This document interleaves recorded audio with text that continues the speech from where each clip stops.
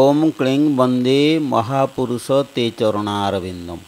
श्रद्धेय दर्शक समाज, आज आम एपरी एक ज्ञान विषय आलोचना करिबा जार वास्तव अनुभव रे मनुष्य संसार बंधन मुक्ति लाभ करिबो। सेही ज्ञान भगवान कपिल माता देवहूति को प्रदान करथिले। ताहाकु सांख्य दर्शन कहा जाए। सेही हृदय ग्रंथि भेदक ज्ञान संपूर्ण विज्ञान सम्मत वास्तव और ताहा समस्तंकर अनुभव विषय। ताहार पुंखानुपुंख आलोचना श्रीमद् भागवत रे भिन्न भिन्न स्कंधरे भिन्न भिन्न अध्याय रे करा जाइछि। एठारे से समस्त को गवेषणा करी तार विज्ञान भित्तिक आलोचना करा जाय। आपण माने निरोलारे बसी धीर चित्तरे ताहाकु गवेषणा करी मो सहित जोगाजोग करंतु। छात्र छात्री, शिक्षक, अध्यक्ष प्रभृति अध्ययनशील व्यक्ति एथुरु बहुत लाभ पाइपारे। विशेषकर दर्शन और विज्ञान विषय रे जानिथिबा व्यक्ति यहाकु पाठ करी विश्वर उत्पत्ति विषय रे अनेक किछि नूतन तथ्य पाई पारिबे।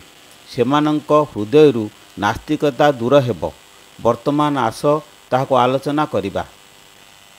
दर्शनर आभिधानिक अर्थ अवलोकन बा अनुभव। मनुष्य निजर अंतर्दृष्टि रे जेउ अतीन्द्रिय विषय अनुभव करे ताहाको दर्शन कहा जाए। जेउ दर्शन द्वारा पुरुष, प्रकृति और प्रकृतिर भिन्नता विषय रे ज्ञान जन्मे ताहाको सांख्य दर्शन कहा जाए। दर्शन भारतीय मानकर विश्वासगत चिंताधारा।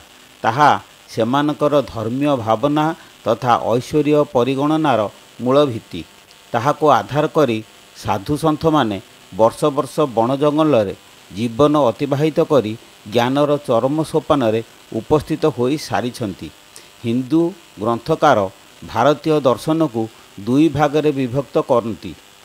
ताहा हेला आस्तिक बा वैदिक दर्शन और नास्तिक बा अवैदिक दर्शन। ईश्वर सत्ता मानुथिबा दर्शन को वैदिक दर्शन और सेही सत्ता को निषेध करुथिबा दर्शन को अवैदिक दर्शन कहा जाए।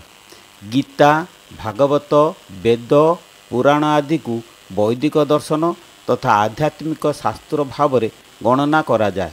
चारवाक, बौद्ध, जैन आदि दर्शन को अवैदिक दर्शन कहा जाए। आस्तिक दर्शन मध्य रे भारतीय षड दर्शन को स्थान दिया जाए। सेगुड़िक हेला न्याय, वैशेषिक, सांख्य, योग, मीमांसा और वेदांत दर्शन।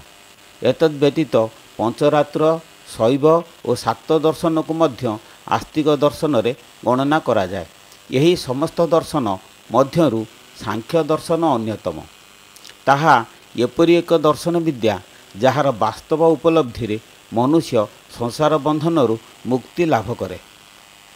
तेणु जो विचार द्वारा पुरुष और प्रकृतिर भिन्नता तथा भिन्न भिन्न प्रकृतिर पृथकता अनुभव करा जाए ताहाको सांख्य दर्शन कहा जाए। अन्य अर्थरे सांख्य अर्थ गणना करिबा बा परिगणना। श्रीमद् भगवद गीता द्वितीय अध्याय 11 रु 38 श्लोक अनुसार सांख्य अर्थ आत्मज्ञान बा विवेक ज्ञान। जो ज्ञान द्वारा पंचभूत, पंच तन्मात्र आदिर प्रकृति गुड़िक पूर्ण रूपे भिन्न भिन्न गणना करी और सेगुड़िक अस्थायी अनुभव करी मनुष्य मुख्य धाम को गति करे ताहाको सांख्य ज्ञान कहा जाए। यही ज्ञान विचार रे संख्यार प्राधान्यता रहुथिबारु ताहाको सांख्य दर्शन कहा जाए। संज्ञा जो ज्ञान बल रे विश्व प्रकृतिर पृथकता अनुभव करी ताहार रहस्य भेद करा जाए ताहाको सांख्य ज्ञान कहा जाए। सांख्य ज्ञानर विचारधारा को सांख्य दर्शन और ताहार कर्म कौशल को सांख्य योग कहा जाए। जो व्यक्तिर पुरुष और प्रकृति विषय ज्ञान न थाए से संसार बंधन रे बांधी हुए। जी विवेक ज्ञान द्वारा जानिपारे कि पुरुष बा जीव प्रकृति बा शरीर ठारू भिन्न और स्वतंत्र, सेतेबेले से मोक्ष प्राप्ति हुए। यही विचारधारार प्राधान्यता जो दर्शन रे प्रतिपादन करा जाए ताहाको सांख्य दर्शन कहा जाए। सांख्य दर्शन पुरुष और प्रकृति यही दुई गोटी अस्तित्व को मौलिक अस्तित्व मानुथिबारु ताहाको मध्य द्वैतवादी दर्शन कहा जाए। सांख्य दर्शन भारतीय षड्दर्शन मध्यरु अत्यंत प्राचीन तथा महत्वपूर्ण दर्शन। ତାହାର ରଚୟିତା ମହର୍ଷି କପିଳ। ତାହାର ପ୍ରଭାବ ପ୍ରାଚୀନ ବିଚାରଧାରା ଉପରେ ଆଧାରିତ। ସେଥିଲାଗି ତାହାର ପ୍ରବର୍ତ୍ତକ ମହର୍ଷି କପିଳଙ୍କୁ ପ୍ରଥମ ଦାର୍ଶନିକ ବା ଆଦି ବିଦ୍ୱାନ ଉପାଧିରେ ଭୂଷିତ କରାଯାଏ। ଉପନିଷଦରେ ସିଦ୍ଧାନ୍ତ କରାଯାଇଥିବା ଶାସ୍ତ୍ରୀୟ ବିବେଚନା ପ୍ରଥମେ ସେ କରିଥିଲେ। ତତ୍କାଳୀନ ଉପନିଷଦରେ ସାଂଖ୍ୟ ଦର୍ଶନ ବେଦାନ୍ତ ଦର୍ଶନ ସହିତ ମିଶ୍ରିତ ହୋଇ ରହିଥିଲା। କପିଳ ସେଥିରୁ ପୃଥକ କରି ସାଂଖ୍ୟ ନାମରେ ସ୍ୱତନ୍ତ୍ର ଦର୍ଶନରେ ପରିଣତ କରିଥିଲେ। ସେହି କାରଣରୁ ତାଙ୍କୁ ଆଦି ବିଦ୍ୱାନ ଉପାଧିରେ ଭୂଷିତ କରାଯାଏ। ଭାଗବତ ସମୟରେ ମଧ୍ୟ ସାଂଖ୍ୟ କାଳାର୍କ ଭକ୍ଷିତ ହୋଇ ରହିଥିଲା। କପିଳ ଏହାର ପୁନରୁଦ୍ଧାର କରି ତତ୍ତ୍ୱମାନଙ୍କର ପୂର୍ଣ୍ଣ ବିକାଶ କରିଥିଲେ। ତାଙ୍କର ପ୍ରଶିଷ୍ୟ ଆଚାର୍ଯ୍ୟ ପଞ୍ଚଶିଖ ନିଜର ଏକ ସୂତ୍ରରେ କପିଳଙ୍କୁ ନିର୍ମାଣକାୟ କହିଅଛନ୍ତି। ଏହିପରି କପିଳ ସେ ସମୟରେ ସୁପ୍ରସିଦ୍ଧ ଦାର୍ଶନିକ ଭାବରେ ଖ୍ୟାତି ଲାଭ କରିଥିଲେ। କପିଳ ପ୍ରଣୀତ ସାଂଖ୍ୟ ଦର୍ଶନ ବ୍ୟାସକୃତ ଶ୍ରୀମଦ୍ ଭାଗବତରେ ପୁଙ୍ଖାନୁପୁଙ୍ଖ ବର୍ଣ୍ଣନା କରାଯାଇଛି। ଭାଗବତର ତୃତୀୟ ସ୍କନ୍ଧ 26 ଅଧ୍ୟାୟରେ ତାହା ସମ୍ପୂର୍ଣ୍ଣ ଭାବରେ ଦେଖିବାକୁ ମିଳେ। ଏତଦ୍ ବ୍ୟତୀତ ଅନ୍ୟ ସ୍କନ୍ଧମାନଙ୍କରେ ଭିନ୍ନ ଭିନ୍ନ ଅଧ୍ୟାୟରେ ମଧ୍ୟ ଉପଲବ୍ଧ ହୁଏ। ମୁଁ ମୋର ଗଭୀର ଅନୁସନ୍ଧାନ ବଳରେ ସେଗୁଡ଼ିକୁ ଏକାଠି କରି ଆପଣମାନଙ୍କ ନିକଟରେ ଉପସ୍ଥାପନ କରିବାକୁ ଯାଉଛି। ସାଂଖ୍ୟ ଦର୍ଶନ ଆଲୋଚନା ପୂର୍ବରୁ ସର୍ବପ୍ରଥମେ ଭାଗବତର ଗୋଟିଏ ଶ୍ଲୋକ ବିଷୟରେ ଜାଣିବା। ସେହି ଶ୍ଲୋକଟିକୁ ମହାଜ୍ଞାନୀ ବ୍ୟାସଦେବ ଭାଗବତର ଦ୍ୱିତୀୟ ସ୍କନ୍ଧ 5ମ ଅଧ୍ୟାୟ 3ୟ ଶ୍ଲୋକରେ ଉଲ୍ଲେଖ କରିଅଛନ୍ତି। ସେହି ଶ୍ଲୋକରେ ବିଶ୍ୱର ରହସ୍ୟ ଜାଣିବାକୁ ଇଚ୍ଛା କରି ଦେବର୍ଷି ନାରଦ ନିଜ ପିତା ବ୍ରହ୍ମାଙ୍କୁ 6 ଗୋଟି ପ୍ରଶ୍ନ ପଚାରିଅଛନ୍ତି, ଯାହା ପ୍ରତ୍ୟେକ ବ୍ୟକ୍ତିର ମନର ପ୍ରଶ୍ନ। ସେହି ଶ୍ଲୋକଟି ହେଲା ଯଦ୍ରୂପଂ ଯଦଧିଷ୍ଠାନଂ ଯତଃ ସୃଷ୍ଟମିଦଂ ପ୍ରଭୋ ଯତ୍ସନ୍ତଂ ଯତ୍ପରଂ ଯଚ୍ଚ ତତ୍ତଂ ବଦ ତତ୍ତ୍ୱତଃ। ଏହି ଶ୍ଲୋକଟିକୁ ପରୋକ୍ଷ ଭାବ ଉକ୍ତିରେ ପ୍ରକାଶ କଲେ ଆମେ ଏହିପରି ବୁଝିବା, ଯଥା କିଂ ରୂପଂ କିମଧିଷ୍ଠାନଂ କସ୍ମାତ୍ ସୃଷ୍ଟମିଦଂ ଜଗତ୍ କିଂ ସଂସ୍ଥଂ କିଂ ପରଂ କିଂ ଚ ତତ୍ତ୍ୱଂ ନିଶ୍ଚିତଂ ବୁଧୈଃ। ଅର୍ଥ, ଏଇ ପ୍ରଥମ ପ୍ରଶ୍ନ, ଏହି ବିଶ୍ୱର ସ୍ୱରୂପ କ'ଣ? ଦ୍ୱିତୀୟରେ ଏହାର ଆଧାର କିଏ? ତୃତୀୟରେ ଏହା କାହାଠାରୁ ଉତ୍ପତ୍ତି ଲାଭ କରିଛି? ଚତୁର୍ଥରେ ଏହାର ସ୍ଥିତି କ'ଣ? ପଞ୍ଚମରେ ଏହାର ପରବର୍ତ୍ତୀ ଅବସ୍ଥା କ'ଣ? ଓ ଷଷ୍ଠରେ ଏହା ବାସ୍ତବରେ କ'ଣ? ଏହି ପ୍ରଶ୍ନଗୁଡ଼ିକର ରହସ୍ୟ ଜ୍ଞାନୀମାନେ ଉନ୍ମୋଚନ କରିଅଛନ୍ତି। ଏହି ଶ୍ଲୋକର ଭାବାନୁବାଦ ଶ୍ରୀ ଜଗନ୍ନାଥ ଦାସଙ୍କ ବିରଚିତ ଓଡ଼ିଆ ଭାଗବତରେ ଏହିପରି ଉଲ୍ଲେଖ ଅଛି, ଯଥା ଯେ ରୂପ ଯହିଁ ତୋର ବାସ ଯହୁଁ ଏ ଜଗତ ପ୍ରକାଶ ଯାହାର ଆଶ୍ରେ ଏ ବର୍ତ୍ତଇ ପ୍ରକାଶୀ ଯହିଁ ଲୀନ ହୋଇ। ତାତ୍ପର୍ଯ୍ୟ, ମନୁଷ୍ୟ ଯେତେବେଳେ ଜଞ୍ଜାଳ ମୁକ୍ତ ହୋଇ ନିରୋଳାରେ ଏକ ନିର୍ଜନ ସ୍ଥାନରେ ବସି ରହେ, ତାହାର ମନ ମଧ୍ୟରେ ଅନେକ ପ୍ରଶ୍ନ ଉଙ୍କି ମାରେ। ସେ ଭାବେ ଏହି ବିଶ୍ୱ କେତେ ଦୂର ପର୍ଯ୍ୟନ୍ତ ବ୍ୟାପି ରହିଛି, ତାହାର ଶେଷ ସୀମା କେଉଁଠାରେ? ତାହାର ଯଦି ଆକାର ଅଛି ତେବେ ତାହା ଦେଖିବାକୁ କିପରି? ପ୍ରତ୍ୟେକ ବସ୍ତୁର ଗୋଟିଏ ଆଧାର ବା ଆଶ୍ରୟସ୍ଥଳ ଅଛି। ଯେପରି ବରଫର ଆଧାର ଜଳ ଓ ଲହୁଣୀର ଆଧାର ଦହି, ସେହିପରି ଏହି ବିଶ୍ୱର ଆଧାର କିଏ? ତାହା କାହା ଆଶ୍ରୟରେ ତିଷ୍ଠି ରହିଛି? ପ୍ରତ୍ୟେକ ବସ୍ତୁ ତାଠାରୁ ଭିନ୍ନ କୌଣସି ନା କୌଣସି ଅନ୍ୟ ଏକ ବସ୍ତୁଠାରୁ ସୃଷ୍ଟି ହୋଇଅଛି। ଅର୍ଥାତ୍ ପଦାର୍ଥ, ଉଦ୍ଭିଦ ଓ ପ୍ରାଣୀ ପ୍ରତ୍ୟେକର ଏକ ଜନ୍ମଦାତ୍ରୀ ଅଛି। ସେହିପରି ଏହି ବିଶ୍ୱର ଜନ୍ମଦାତ୍ରୀ କିଏ? ତାହା କାହାଠାରୁ ଉତ୍ପତ୍ତି ଲାଭ କରିଅଛି। ବିଶ୍ୱର କୌଣସି ବସ୍ତୁ ଚିରସ୍ଥାୟୀ ନୁହେଁ, ସମସ୍ତ କିଛି ଅସ୍ଥାୟୀ। ପ୍ରତ୍ୟେକ ବସ୍ତୁ ଅନ୍ୟ ଏକ ବସ୍ତୁଠାରୁ ସୃଷ୍ଟି। ତାହା ସୃଷ୍ଟି ହୋଇ ନିର୍ଦ୍ଦିଷ୍ଟ ସମୟ ସୀମା ମଧ୍ୟରେ ତିଷ୍ଠି ରହେ ଏବଂ ଶେଷରେ ବିଲୁପ୍ତ ହୋଇ ଅନ୍ୟ ଏକ ବସ୍ତୁ ବା ଶକ୍ତି ଦେହରେ ଲୀନ ହୋଇଯାଏ। ସେହିପରି ଏହି ବିଶ୍ୱ ଧ୍ୱଂସ ହେବା ପରେ କାହାଠାରେ ଲୀନ ହୁଏ ଓ କେଉଁ ଅବସ୍ଥାରେ ରହେ? ତାହାର ପର ଅବସ୍ଥା କ'ଣ? ବିଶ୍ୱର ମୂଳ ଉପାଦାନ କ'ଣ? ତାହା ବସ୍ତୁ, ଶକ୍ତି, ଉଦ୍ଭିଦ ଓ ପ୍ରାଣୀ ମଧ୍ୟରୁ କେଉଁ ଉପାଦାନ ବିଶିଷ୍ଟ? ଏହିଭଳି ଅନେକ ପ୍ରଶ୍ନ ମନ ମଧ୍ୟକୁ ଆସେ। ସେହି ପ୍ରଶ୍ନଗୁଡ଼ିକର ଉତ୍ତର ଶ୍ରୀମଦ୍ ଭାଗବତର ପ୍ରଥମ, ଦ୍ୱିତୀୟ, ତୃତୀୟ ଓ ଏକାଦଶ ସ୍କନ୍ଧରେ ଦେଖିବାକୁ ମିଳେ। ପ୍ରଥମ ପ୍ରଶ୍ନ, କିଂ ରୂପ ମିଦଂ ବିଶ୍ୱଂ? ଏହି ବିଶ୍ୱର ଦୃଶ୍ୟ କିପରି? ଏହି ପ୍ରଶ୍ନର ଉତ୍ତର ପ୍ରଥମ ସ୍କନ୍ଧ 3ୟ ଅଧ୍ୟାୟ 30ତମ ଶ୍ଲୋକରୁ ମିଳେ। ବ୍ୟାସ, ତଦ୍ରୂପ ଭଗବତୋ ରୂପସ୍ୟ ଚିଦାତ୍ମନ ମାୟାଗୁଣେରି ବିରଚିତଂ ମହଦା ଦିଭିରାତ୍ମନି। ଅର୍ଥାତ୍ ଚିନ୍ମୟ ଅରୂପ ଭଗବାନଙ୍କର ଏହି ମହତ ଆଦି ଜଗଦାକାର ରୂପ ତାଙ୍କ ମାୟାର ଗୁଣଗୁଡ଼ିକ ଦ୍ୱାରା ବିରଚିତ।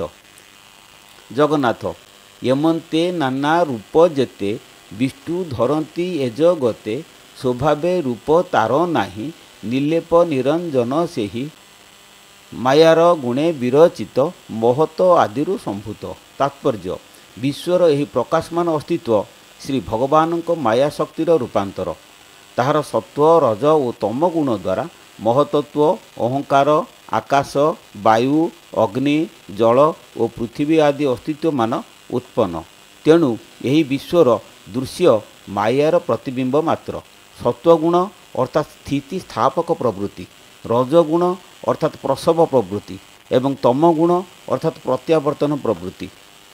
ପ୍ରକୃତି ପ୍ରସବ ପ୍ରବୃତ୍ତି ଦ୍ୱାରା ନିଜ ସଦୃଶ ଅନ୍ୟ ଉପାଦାନ ସୃଷ୍ଟି କରେ। ସ୍ଥିତି ସ୍ଥାପକ ପ୍ରବୃତ୍ତି ଦ୍ୱାରା ଶୂନ୍ୟରେ ତାହାର ଅସ୍ତିତ୍ୱ ବଜାୟ ରଖେ ଏବଂ ପ୍ରତ୍ୟାବର୍ତ୍ତନ ପ୍ରବୃତ୍ତି ଦ୍ୱାରା ତାହାକୁ ନିର୍ଦ୍ଦିଷ୍ଟ ସମୟ ଶେଷରେ ପୂର୍ବ ଅବସ୍ଥାକୁ ଫେରାଇ ନିଏ।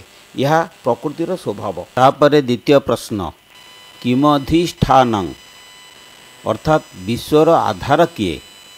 ଏହି ପ୍ରଶ୍ନର ଉତ୍ତର ଏକାଦଶ ସ୍କନ୍ଧ 26 ଅଧ୍ୟାୟ 19ତମ ଶ୍ଲୋକରୁ ମିଳେ। ପ୍ରଥମେ ସେ ଶ୍ଲୋକଟିକି ଆମେ କହିବା, ପ୍ରକୃତିର୍ ହ୍ୟସ୍ୟୋପାଦାନ ମାଧାର ପୁରୁଷ ପର ସତୋଭିବ୍ୟଞ୍ଜକ କାଳୋ ବ୍ରହ୍ମ ତତ୍ ତ୍ରିତୟମଭୂତ୍। ଅର୍ଥାତ୍ ପ୍ରକୃତି ଏହି ବିଶ୍ୱର ଉପାଦାନ, ପୁରୁଷ ତାହାର ଆଧାର, କାଳ ସତ୍ୟର ପ୍ରକାଶକ ଏବଂ ବ୍ରହ୍ମ ସେହି ତ୍ରିବିଧ ତତ୍ତ୍ୱ ଅଟନ୍ତି।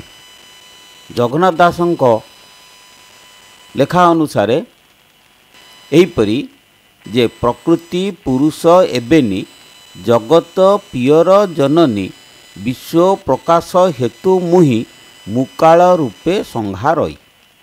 ତାତ୍ପର୍ଯ୍ୟ ସୃଷ୍ଟି ଆରମ୍ଭରେ ବ୍ରହ୍ମ ନିଜଠାରୁ ପୃଥକ ହୋଇ କାଳ ଆଧାର ଓ ଉପାଦାନ ଏହି ତିନି ଭାଗରେ ବିଭକ୍ତ ହୁଅନ୍ତି। ପ୍ରଥମେ ସେ କାଳ ରୂପ ଧାରଣ କରନ୍ତି। କାଳ ଅର୍ଥାତ୍ ସତ୍ୟର ପ୍ରକାଶକ, ସତ୍ୟ ଅର୍ଥାତ୍ ନିତ୍ୟସ୍ଥାୟୀ, ଯିଏ ସମସ୍ତ କାର୍ଯ୍ୟର ପୂର୍ବରେ ଓ ପରେ ଅବସ୍ଥାନ କରନ୍ତି ତାହାଙ୍କୁ ସତ୍ୟ କୁହାଯାଏ। ବ୍ରହ୍ମ ସତ୍ୟ ତଥା ନିତ୍ୟସ୍ଥାୟୀ। ଜଗତ ସୃଷ୍ଟି ପୂର୍ବରୁ ସେ ନିଜ ସ୍ୱରୂପରେ ନିଷ୍କ୍ରିୟ ଅବସ୍ଥାରେ ଅବସ୍ଥାନ କରନ୍ତି। ବିଶ୍ୱ ସୃଷ୍ଟିର ସମୟ ଉପସ୍ଥିତ ହେଲେ ସେ ନିଜେ ନିଜର ପ୍ରକାଶକ ହୁଅନ୍ତି। ତାଙ୍କର ସେହି ଅବସ୍ଥାକୁ କାଳ କୁହାଯାଏ। କାଳ ରୂପ ଧାରଣ କରି ତଥା ତଦ୍ୱାରା ପ୍ରକାଶିତ ହୋଇ ସେ ପ୍ରକୃତିର ସ୍ୱରୂପ ଧାରଣ କରନ୍ତି। ପ୍ରକୃତି ଅର୍ଥାତ୍ ଉପାଦାନ କାରଣ ବା ସମବାୟୀ କାରଣ, ଯାହା ବସ୍ତୁ ଅବସ୍ଥା ପ୍ରାପ୍ତ ହୋଇ ଅନ୍ୟ ବସ୍ତୁକୁ ଉତ୍ପନ୍ନ କରେ ଓ ତା ସହ ନିତ୍ୟ ସମ୍ପର୍କ ସ୍ଥାପନ କରେ, ତାହାକୁ ପ୍ରକୃତି କୁହାଯାଏ। ପ୍ରକୃତି ପ୍ରକାଶ ଲାଭ କରିବା ପରେ ତାହା ଆଧାର ବିନା ଶୂନ୍ୟରେ ସ୍ୱତନ୍ତ୍ର ଭାବରେ ରହିପାରେ ନାହିଁ। ସେହି ସମୟରେ ବ୍ରହ୍ମ କାଳଶକ୍ତି ଦ୍ୱାରା ପୁରୁଷ ରୂପ ଧାରଣ କରି ତା ମଧ୍ୟରେ ପ୍ରବେଶ କରନ୍ତି।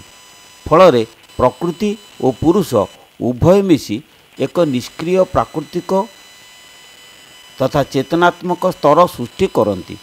ସେହି ସ୍ତରକୁ ଚେତନାତ୍ମିକା ଅବ୍ୟକ୍ତ ପ୍ରକୃତି ସ୍ତର କୁହାଯାଏ।